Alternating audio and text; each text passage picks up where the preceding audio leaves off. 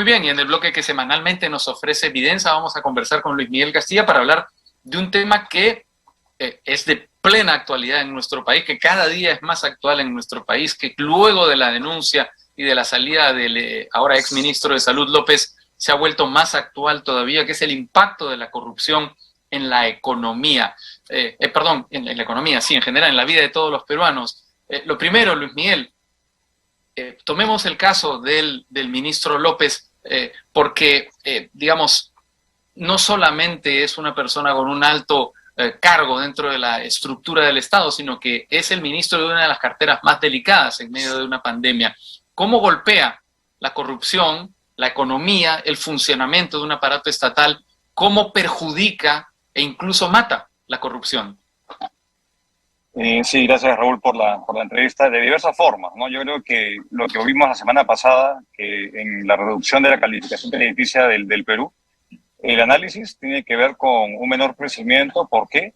Por justamente la alta tasa de rotación, por la precarización de la administración pública, por la corrupción. Incluso mencionan los casos de corrupción e investigación que tiene el presidente, que desvía la atención y que desvía recursos, ¿no? Según la Contraloría, identifica que más o menos un 15 a un 20% del presupuesto, vale decir 40.000 millones de soles anuales, se desvían en corrupción, en obras, en licitaciones y en sectores tan complejos como salud, saliendo ya de esta fase tan compleja que hemos vivido. Es inconcebible, ¿no? Es inconcebible que ahora que ya está un sentido de medio normalidad regresando al país, veamos al rector de salud pública envuelto en estos casos que lo que hacen es median nuestra imagen y sobre todo al ciudadano lo desconecta mucho más de la autoridad. Entonces acá hay una crisis profunda que el gobierno parece no darse cuenta y lamentablemente probablemente el reemplazo sea igual o peor, porque en eso se ha caracterizado, no aprender y sin pensar que este tipo de cargos es un favor político, es un juego, y esto pasa factura al bienestar de la gente. Tú has mencionado una cifra escalofriante, 40.000 millones de soles se van en corrupción. ¿Qué puede significar 40.000 millones de soles si se invirtiera bien? Bueno, ese es el monto de la inversión pública anual. Eso es del presupuesto total. Y en el presupuesto total más o menos se invierte, grosso modo, 40.000 millones de soles en todo el año. Vale decir, todo el presupuesto de obras, de puentes, de colegios, de postas médicas, se va totalmente en corrupción. O sea que Y podríamos hay, tener el doble de obra pública al año si este dinero no se fuera en corrupción. correcto. No solamente eso, sino de que a este tema de corrupción se añade un tema de obras paralizadas. La Contraloría también saca un informe todos los años, todos los trimestres, perdón, que muestra que hay una cantidad importante de obras. Al 30 de junio, su último corte, muestra que hay 2.300 obras valorizadas en casi 30.000 millones de soles. Entonces estamos hablando acá de una millonada de recursos que se pierden y las obras paralizadas muchas veces responden a inconducta funcional o expedientes técnicos mal hechos o problemas en la licitación hechas adrede, hechas a propósito para luego gestionar una adenda y pedir sobrecostos. Entonces, lamentablemente el sistema está totalmente podrido y no estamos haciendo lo suficiente para cambiarlo, ¿no? Y la retórica no sirve de mucho, no sirve de Sí. nada. Y estamos degradando digamos, la institucionalidad del país y indicadores como esto ya de hecho afectan la percepción de riesgo del país. De acuerdo. Estos dos efectos que tú has dicho los hemos visto en los casos de corrupción más importantes que han tenido en los últimos tiempos nuestro país. El caso Odebrecht frenó la inversión en obra pública. Todos los funcionarios que tenían que firmar autorizaciones no lo hacían por temor a ser investigados, por temor a ir a prisión por una investigación. Mientras que la alteración, la modificación de la reglamentación existente la estamos viendo con los últimos casos de corrupción que involucran a este gobierno, que han hecho normas para beneficiar específicamente a algunas provincias y para beneficiar a las personas relacionadas con estos procesos de licitación de obra pública. Ahora, la pregunta siempre es cómo cortar este círculo vicioso de la corrupción, por dónde entrar. En el Perú pareciera que ya se ha intentado todo y nada ha funcionado. Cada vez que entra un nuevo gobierno, representa nuevas formas de corrupción, desde la gran corrupción de los años de Odebrecht a esta corrupción que estamos viviendo en estos tiempos, digamos, de pájaros fruteros? Yo diría, Raúl, que hay tres tipos de intervenciones que uno no va a ver resultado a corto plazo, pero que son, digamos, totalmente necesarias y urgentes. Lo primero es asegurar que haya una masa crítica de buenos funcionarios públicos, de servidores públicos, más meritocracia y que no cambien, digamos, a medida que el gobierno de turno va cambiando, va rotando. Entonces, tener ese servicio civil es fundamental y lo que estamos viendo es todo lo contrario. El gobierno tratando de bajarse a la autoridad de servir en represalias por haber ejercido su rol fiscalizador.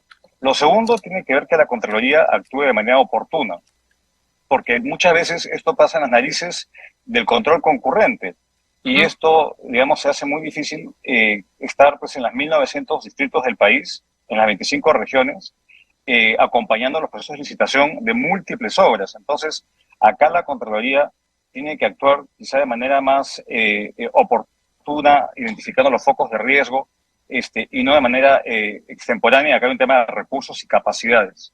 Y lo último es que el mundo está entrando al gobierno abierto, a un gobierno digital. Es mucho más difícil coimear a una máquina, a una computadora, que a una persona.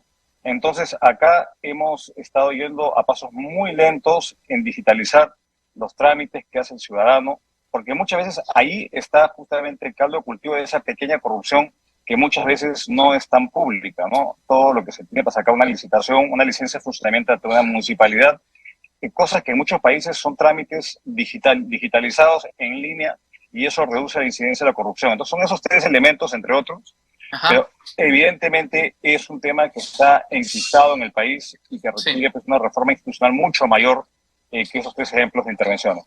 Ahora, una última pregunta, Luis Miguel. No seamos ingenuos, tampoco seamos cínicos, ¿no? Pero no seamos ingenuos. La corrupción es algo que se presenta globalmente. Todo el mundo tiene focos de corrupción. De hecho, se habla de la tasa del 3%, que es lo que normalmente se muerde, se coimea en las obras públicas. Si no consiguiéramos eliminar la corrupción del todo, que es imposible que eso ocurra, ¿qué podemos hacer para que esta tasa o esta presencia no, digamos, pervierta el sistema económico de nuestro país y permita al menos el funcionamiento de eso que necesita funcionar? Bueno, es bastante difícil y ciertamente, como tú bien dices, en todas partes, hasta en el Vaticano, probablemente haya corrupción. Bueno, el Banco Vaticano, ¿no? La banca vaticana, no nos olvidemos. Por supuesto. Entonces, yo creo que ningún país está exento de eso. Y cómo encapsular ese fenómeno de la economía.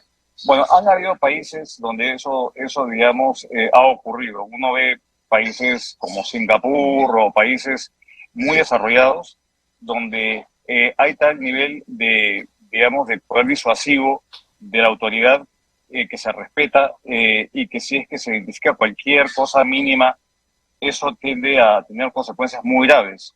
Y eso significa que hay sistemas judiciales que funcionen y que funcionen a tiempo y con proporcionalidad. Lo que vemos acá es que se dispara para todo lado y a lo mejor se llega un poco demasiado tarde, ¿no? Yo creo que una reforma judicial probablemente te garantice de que haya mayor certeza y que la inversión no se vea tan perjudicada por esto.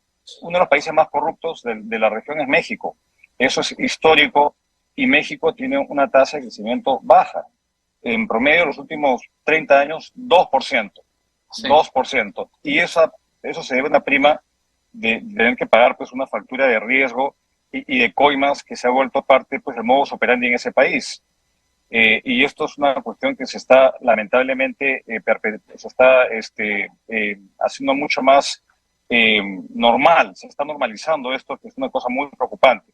Entonces yo creo que involucrar más a la ciudadanía, reforma del Poder Judicial, son temas que son complejos y difíciles de ver resultados a corto plazo, pero no hay pues una varita mágica. Tenemos que pero por ejemplo, eso que dices es fundamental porque sanción social para los corruptos, la justa, ¿no? Es decir, no es algo especialmente duro en nuestro país. No es duro y hay muerte civil. Y hay un tema también de aparecer, digamos, en las listas de personas que tienen un estigma, pero acá hay una capacidad digamos, de personas que se Reciclan. recirculan, que se reciclan, y yo creo que eso no está bien. Yo creo que hay que tener información clara, obviamente sin demonizar ni volver esto una cacería de brujas, porque tampoco se trata Lógico. de eso.